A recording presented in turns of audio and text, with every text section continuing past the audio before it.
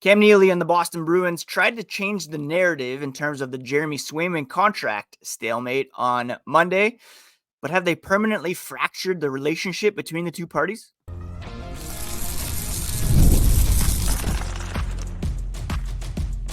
You're Locked On Bruins, your daily podcast on the Boston Bruins, part of the Locked On Podcast Network, your team every day. What is up, Bruins fans, and welcome back to the Locked On Boston Bruins podcast. I'm your host, Ian McLaren, and this is a daily show where we discuss all things Spoked B. Today is Tuesday, October 1st, and I want to thank you so much for making Locked On Bruins part of your day every single day. Free and available on your favorite podcast app and on YouTube, part of the Locked On Podcast Network, your team every day. And today's episode is brought to you by Game Time. Download the Game Time app, create an account, and use code LOCKEDONNHL for $20 off your first purchase. Before we get started, a quick reminder, you can find the podcast on social media at Locked NHL Bruins, and you can find me, my hockey thoughts, dad jokes, at Ian C. McLaren. So yesterday, Monday, the Boston Bruins held their preseason media availability featuring Charlie Jacobs, Cam Neely, Don Sweeney, and Jim Montgomery. And of course, the big topic of the day was Jeremy Swayman not being at training camp, not yet being signed. What's the status of the contract negotiations between the Boston Bruins and Swayman's representation, namely Louis Gross? Now, the Bruins were fairly diplomatic to begin things, although it was revealed that at this stage in training camp, Joonas Korpisalo is tracking to be the opening night starter. There just won't be enough time to get Swayman up to speed if he were to sign right away. With regards to a time frame for having him back, Jim Montgomery said the longer you go without seeing NHL shots, the longer you go without seeing that tempo, the pace in front of you that you get in training camp and in the preseason, the further back you go. So Joonas Korpisalo is going to be starting game one. Right after that, Don Sweeney was asked if he was surprised by Swayman's asking price. He had already said they're in constant communication. They're trying to get things done, but there is a gap to be bridged between the two parties. They feel they're well positioned to compete this season. CEO Charlie Jacobs said they're a team that is going to spend to the cap, and to their credit, they have, for the most part, every single year. But there are still conversations to be had to bridge the gap. And if he was surprised by Swayman's asking price, Don Sweeney said no. He would never begrudge a player asking for what he thinks his value is. Cam Neely then chirped in and said, you know what? I was surprised. Sweeney added he was surprised that people might take the position that the Bruins haven't been aggressive or aren't willing to go to max term. Some comments like that, they're not returning calls. He alluded to that a couple of weeks ago. Cam Neely then added, overall, Don's done a really good job of initial offers to players. One of the things they talked about when he got the job was, both as former players, they're not big fans of lowballing or coming in with high balls on the other side of things. Figure it out somewhere in the middle, get the right comparable group, put the right offer on the table. Cam Neely seemingly pretty annoyed that things have gotten to this point, and it's unfortunate it's not done today, he said. He was then asked what Swayman's camp initially asked for. He said he's not going to get into the weeds into what his ask is, but I know, he said, quote, I have 64 million reasons why I'd be playing right now. And that, of course, was the big soundbite taken away from yesterday's availability, basically alluding to the fact that the Bruins have offered 8 years, $64 million. So that's 8 times 8 to Jeremy Swayman. That would make him the 5th highest paid goaltender in the NHL, active, that is, behind Sergei Bobrovsky, Andrei Vasilevsky, Connor Hellebuck, and Ilya Sorokin. Now, shortly after the press conference, Louis Gross, who represents Jeremy Swayman, released the following statement. Quote, "Normally, I do not release statements or discuss negotiations through the media. However, in this case, I feel I need to defend my client. At today's press conference, 64 million was referenced. This was the first time that number was discussed in our negotiations. Prior to the press conference, no offer was made reaching that level. We are extremely disappointed. This was not fair to Jeremy. We will take a few days to discuss where we go from here." End quote. So who is telling the truth here? Did the Bruins actually put $64 million on the table to Jeremy Swayman? Or was Cam Neely kind of speaking out of turn and maybe exaggerating the numbers? Maybe they offered him 7.5 million per season or 7.8 million, as it was reported this morning by Frank Saravelli of Daily Faceoff. 62.6 million. So yes, it's not exactly $64 million, but Neely's rounding up or saying 64 just for the effect. But still, if it was not exactly $64 million, that is an issue. So who's telling the truth? Was 64 million put on the table? Was Cam Neely speaking accurately to the exact dollar amount? Or was he rounding up a little bit and trying to flip the narrative on Jeremy Swayman? A lot of the public sentiment so far has been in favor of Swayman. He is an exceptional goalie. He deserves to be paid. And yes, you can say $8 million right now makes him the fifth highest paid goalie in the league. But if you extrapolate over 8 years, there's a very real possibility that he will be outside the top 10 and will give the Bruins fantastic value on that contract. Right? You look at the way the cap is projected to go up. You look at Igor Shesterkin coming up for a new contract after this season. It's going to be in the double digits. Players like Jake Ottinger, Thatcher Demko will be due new contracts soon. They're going to get paid. In year 1 through 4, that $8 million will be right around where Swayman is valued. But if he continues on this trajectory that he's on, that $8 million could be incredible value for the Boston Bruins. And that is where the impasse is at the moment. He could very well be worth $10, $12 million by the end of the contract's lifetime. And he's looking at where the market is, where the cap's supposed to go, where goalies will be paid, where forwards and defensemen are currently being paid, and what his value will be in the future. And he doesn't want to settle for less than what he believes he is worth. And by Cam Neely coming out and putting on the table or putting it out in public that this is what the Bruins are offering and this is what Jeremy Swayman is rejecting, and by Jim Montgomery coming out and saying, Joonas Korpisalo is our opening night starter. He's had a great training camp. He's had a great preseason. Goalie Bob is working wonders with him. It's making people kind of turn against Jeremy Swayman, fair or not. And we'll get more into Neely's revelation and Swayman's response here as the podcast continues. Hey, NFL fans, I'm talking to you. Start the season with a big return on FanDuel, America's #1 sportsbook.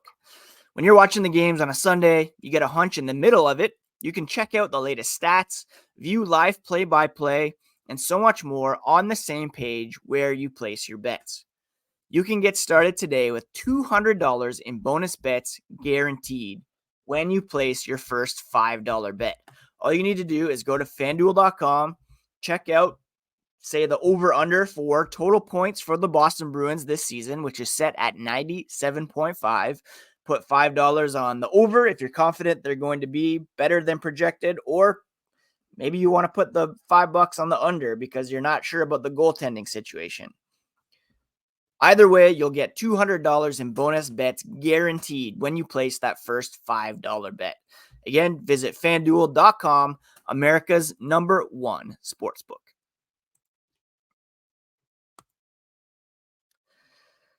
Cam Neely tried to turn the narrative against Jeremy Swayman on Monday, clearly very fed up with the whole situation.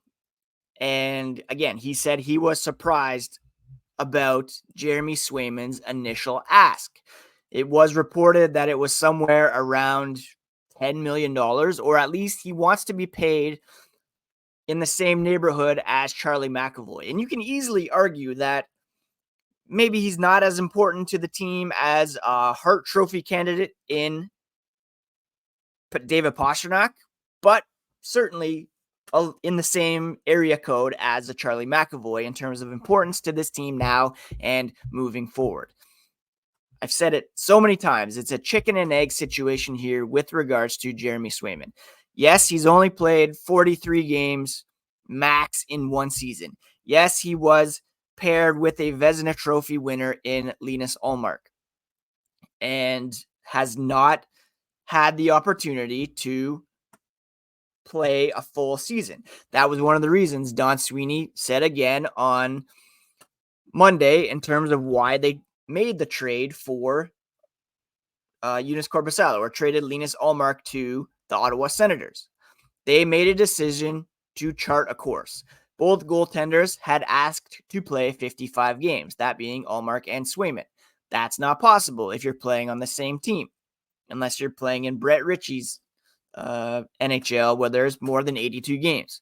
They decided to make a decision. They felt comfortable with Jeremy moving forward.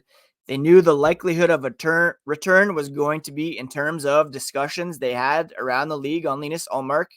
They made that difficult decision to trade Linus Ullmark, and they were confident that Jeremy Swayman was going to be part of the hockey club for a long time moving forward. That's still their intention as of yesterday, or prior to Cam Neely's comments. But at the same time, you have a faction of people who believe Jeremy Swayman isn't worth being paid a top 5 goalie because he has yet to prove that he can run with the ball. Now, look, we have the sample size of the playoffs where he was immaculate against the Toronto Maple Leafs and the Florida Panthers. He posted the best save percentage in the playoffs last year. He outplayed Sergei Bobrovsky in that series. He outplayed all the Toronto goalies except for Joseph Woll, who, if he had played the full series, the Leafs may have won that series. But at the same time, you still have to run with it all season long. And there's a lot of people out there who say Swayman is the benefactor of the Bruins defensive system. You can plug and play anybody in there and they will be high end in terms of goalie production. If you look at the Bruins' underlying numbers last year, they were not particularly strong. They were outshot regularly. They were below 50% in terms of shot attempt differential. They were below 50% in terms of expected goals. The Bruins goaltending tandem of Ullmark and Swayman regularly bailed out the defense. Don't forget, there was that stretch early on where they were giving up late leads. They were dropping points in overtime. If they didn't have those defensive breakdowns, they would have won the Atlantic last season. So it's easy to see both sides of the situation here. It's easy to see where the Bruins are coming from. If you're putting 8 times 8 on the table and Swayman's refusing to even entertain that, I can see the frustration there. That's a good contract. Will it grow in Boston's favor? Probably. And that's where Swayman is coming from. If he remains on this trajectory, he lives up to the promise that he has shown early on in his career, and he wins a Vezina or is at least a finalist, continues to win some playoff rounds, if he leads the Boston Bruins to the promised land of a Stanley Cup, being paid $8 million, while some other guys are overtaking him in terms of average annual valuation, you can look down the road 8 years and see that he could be underpaid and almost criminally so at $8 million. So I see that side of it too. What's the end point here? Well, there's two ways this can end, I think. One, I think the Bruins and Jeremy Swayman need to shorten the term and come to an agreement on a 4-year deal, say. 4 years, $7.5 million per season. That would put him in the same kind of area as a Jake Ottinger or a Thatcher Demko, guys who agree to shorter terms coming off their earlier deals and able to show that they are up to the task. And then you get your bigger payday when you're 28, 29. Go short on term, live up to the contract, and then get your payday down the road. Get your big bucks. Maybe the cap has gone up so much in 4 years that you can push for 10, 11, $12 million as one of the best goalies in the NHL, if not the best goalie at that point. But now we're in a position where, because Cam Neely came out and kind of put him on the spot, Louis Gross is saying they're very disappointed in that. The first time that number had been discussed in negotiations, maybe Neely was guilty of rounding up at the worst possible time. They're extremely disappointed. This was not fair to Jeremy. And Elliot Friedman last night went so far as to float the possibility of it coming to a trade. He wrote in his What's Shaken with Swayman column that was released after this crazy day that it's quite possible that a trade could be on the table. Neely did say he directly asked Swayman if the goalie wanted to be a Bruin, and the answer was a resounding yes. Swayman has always pushed for max term, and the Bruins were satisfied with his response and focused on 8 years. But the two sides remain very far apart in terms of salary. There's been some softening of positions, but Friedman says the gap was millions per season to begin with. 2 weeks ago, Friedman started hearing rumors of a possible trade. The Bruins wouldn't comment, but it was clear they told teams they weren't considering it and wanted to keep him. Maybe it comes to the point where Swayman comes out and just flat out asks for a trade because of the fact that Neely came out and said, this is the offer. He has 64 million reasons to be a Bruin right now. And basically he's being a baby about it. Swayman wants to be a Bruin, albeit on his terms, according to Friedman, and we're nowhere close to that. There was already some bitterness from last summer with the arbitration process. Don't forget, with that process, it's public what the team's offer is, and it's public what the player's ask is. They didn't want to go that route this season. They didn't want to have that bitterness fester. But the Bruins basically came out and said, this is our offer. His ask was higher than we expected. And that's just going to potentially alienate Jeremy Swayman even further. Can Swayman move past this bitterness and sign on the dotted line? As Friedman said, if the answer is yes, he can be a Bruin. If the answer is no, he will flourish somewhere else. And this is just where it is at the moment. Fluto Shinzawa had a column here this morning about the whole thing as well, and he quoted a player who said the only time they could see it getting a little bit weird would be if we, so this is a Bruins player, didn't start out well and we felt like he could be helping us. The Bruins don't have the benefit of a soft opening to the season as they did last year. So if they get off to a tough start, yes, Korpisalo's played well, but preseason is a whole different animal than the regular season. If they get off to a tough start, Bussy doesn't seem up to the task, then pressure will go back on the Bruins. But right now, The Bruins have tried to put it on Swayman. This is what we're offering. You're not taking it. Tempers are spiking. Hopefully, Sweeney and Gross can lower the temperature and resume negotiations. I don't believe we're at a breaking point just yet. Again, Neely said there was continued, consistent communication. They still have a gap to bridge. Whether or not Neely just parted that gap like the Red Sea is yet to be seen. But they're taking a few days to mull their options. And we'll see here in the coming days if there's a trade request or if there is some movement here in terms of a resolution. But Neely's $64 million soundbite is echoing across the hockey world, and you can bet teams are kind of maybe to the point where they're picking up the phone and seeing what could be done in terms of a Jeremy Swayman trade. And trading Linus Ullmark and then being forced to trade Jeremy Swayman, that would be it would be disastrous for the Boston Bruins and for this management group. You have to have been closer to a Swayman deal before pulling the trigger on a Ullmark trade. That's just unacceptable.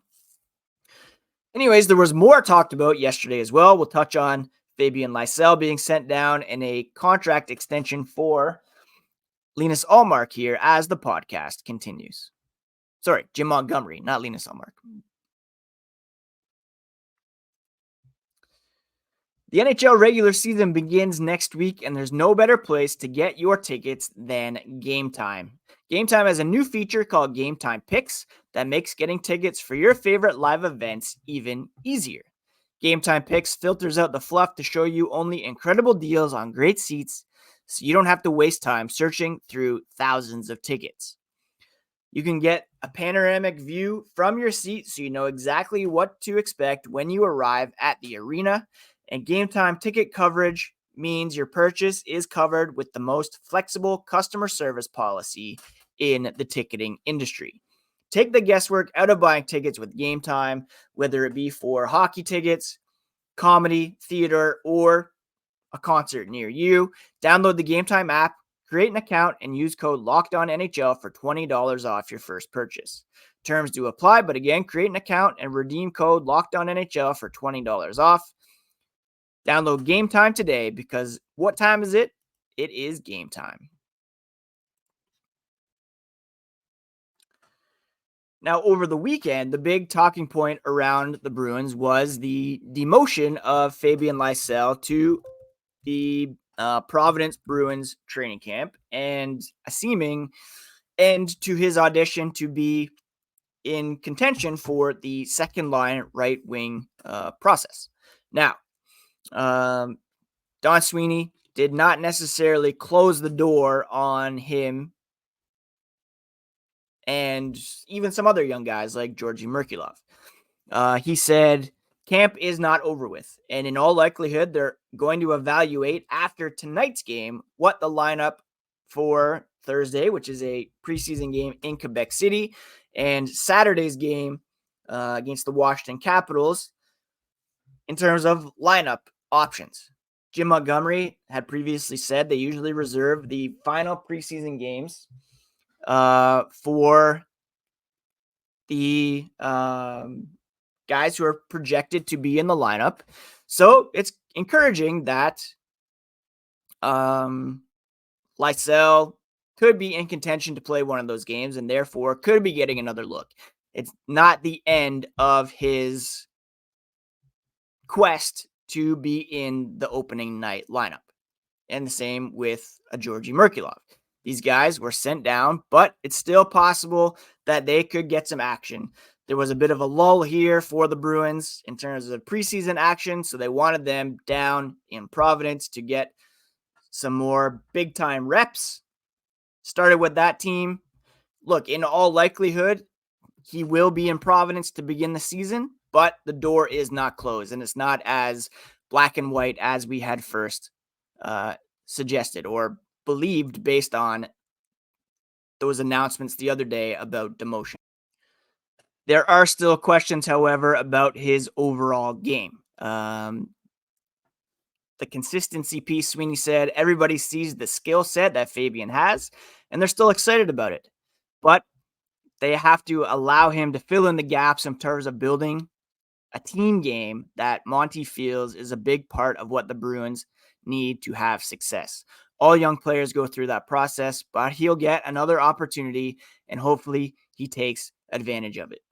If you look at the projections for the Bruins in terms of roster, it's looking like it's going to be Zacha, Lindholm, Pastrnak, Coyle, Marchand, and either Geekie or Patra. Frederick, Patra, Geekie, say Brazeau or Johnson, and then Jones, maybe Tufte, Beecher, Kostelic, and then one of Brazeau, Johnson. There's like 13 or 14 guys set, I would say, with Lysell maybe being the first man up, and they want him to be playing that team game. Don't discount what Brad Marchand said the other day about pretty good and not being good enough. I don't know if he wants to be lined up with the guy who's not fully ready. Now, the other big piece was Jim Montgomery. He is entering the final year of his contract, and Sweeney was asked if it's important to extend Montgomery before the season starts. Sweeney said it's really important to make sure Monty knows that they believe they hired a good coach. They believe he's a good coach. They'd like to extend him and be the coach. The discussions will be ours and be internal and where he feels his landing spot needs to be.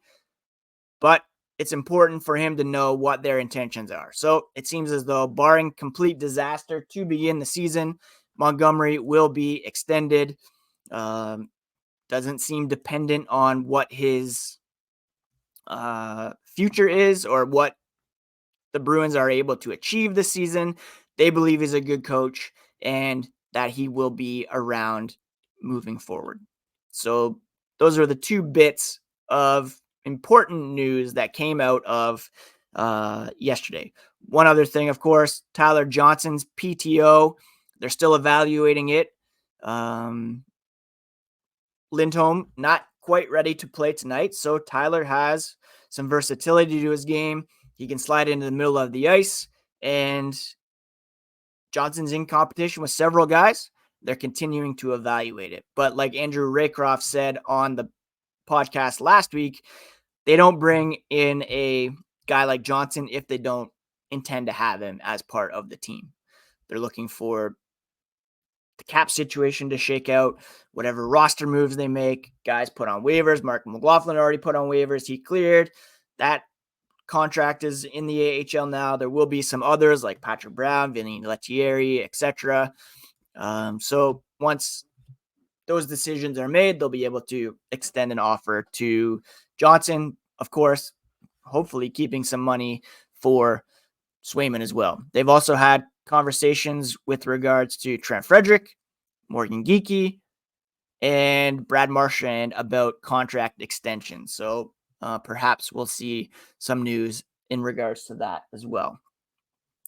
Anyways, that's today's episode of Locked On Boston Bruins, my friends. A lot to break down with regards to Jeremy Swayman. Obviously, it's a fluid situation. Easy to fault both sides here. You can be annoyed with Cam Neely for dropping that number out and potentially further alienating Jeremy Swayman and his camp. You can also fault Swayman for maybe looking for too much too soon. And this is the situation that we're in. Hopefully there's a resolution positive for the Boston Bruins, but we'll see here what comes here in the coming days as Swayman and his representatives kind of weigh out their options, I guess. All right, that's it for today's episode, my friends. Thank you so much for taking the time to listen. Thank you so much for subscribing to the podcast. If you have not already, please do continue to take care of yourselves and take care of each other. Subscribe if you have not already. Check out Lockdown NHL as your next listen. And I'll catch you again here tomorrow on a fresh episode of Locked On Boston Bruins, part of the Locked On Podcast Network, your favorite team every single day.